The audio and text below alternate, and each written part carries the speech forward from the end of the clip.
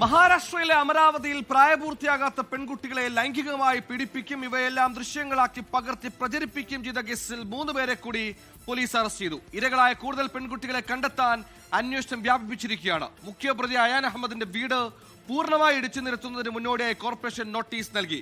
Social media വഴി പരിചയപ്പെട്ട് പ്രണയം നടിച്ച് പീഡിപ്പിച്ച് ദൃശ്യങ്ങൾ പകർത്തി പെൺകുട്ടികളെ സെക്സ് റാക്കറ്റിലേക്ക് എത്തിക്കാൻ പ്രതി ശ്രമിച്ചെന്നടക്കമുള്ള നിർണായക കണ്ടെത്തലുകൾ, ഞെട്ടിക്കുന്ന കണ്ടെത്തലുകൾ ഈ കേസിൽ ഇപ്പോൾ പുറത്തുവരും.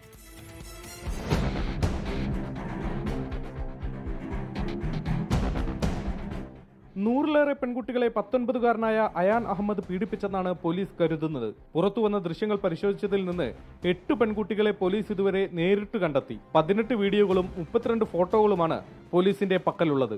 എന്നാൽ അതിലേറെ ദൃശ്യങ്ങൾ പ്രചരിക്കപ്പെടുന്നുണ്ട്. ഇതിന്റെ ആധികാരികത പോലീസ് പരിശോധിക്കുകയാണ്. പ്രതിയുടെ ഫോണിലുണ്ടായിരുന്ന ദൃശ്യങ്ങൾ ഇന്റർനെറ്റിൽ പ്രചരിപ്പിച്ച 3 പേർ കൂടിയാണ് അറസ്റ്റിലായത്. 2 പേർ കൂടി ഉടൻ പിടിയിലാവുമെന്ന് പോലീസ് പറഞ്ഞു. ഇരകളെക്കുറിച്ചുള്ള വിവരങ്ങൾ പരസ്യമാക്കുന്നവർക്കെതിരെ കടുത്ത നിയമ നടപടി ഉറപ്പെന്ന് പോലീസ് മുന്നറിയിപ്പ് നൽകി. അതേസമയം പ്രതി അയാൻ അഹമ്മദിന്റെ വീടിന്റെ ഒരു ഭാഗം കോർപ്പറേഷൻ ഇന്നലെ ഇടിച്ചു നിരത്തിയിരുന്നു.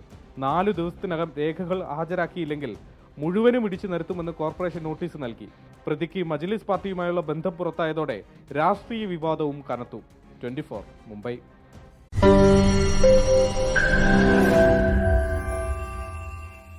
ലോകത്തെവിടെയായാലും ഏത് സമയത്തും 24 വാർത്തകളും ഓഗ്മെന്റഡ് റിയാലിറ്റി പാക്കേജുകളും എക്സ്പ്ലെയിനറുകളും വിശദമായി കാണാൻ ഞങ്ങളുടെ യൂട്യൂബ് ചാനൽ നിങ്ങൾക്ക് സബ്സ്ക്രൈബ് ചെയ്യാം.